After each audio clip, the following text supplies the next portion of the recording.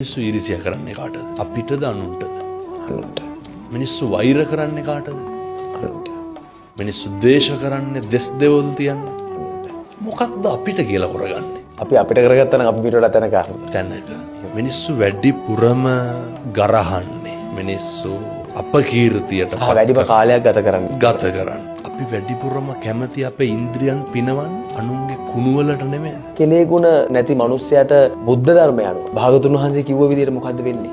කෙලෙහි ගුණ නොදන්න මිනිස්සයාට. කෙලෙහි ගුණ නොසලකා හිටපුවාම ජීවිතේ කවදා හරි මිනිස්සයාට අර යථාර්ථයට මුහුණ දෙන්න වෙනවනේ.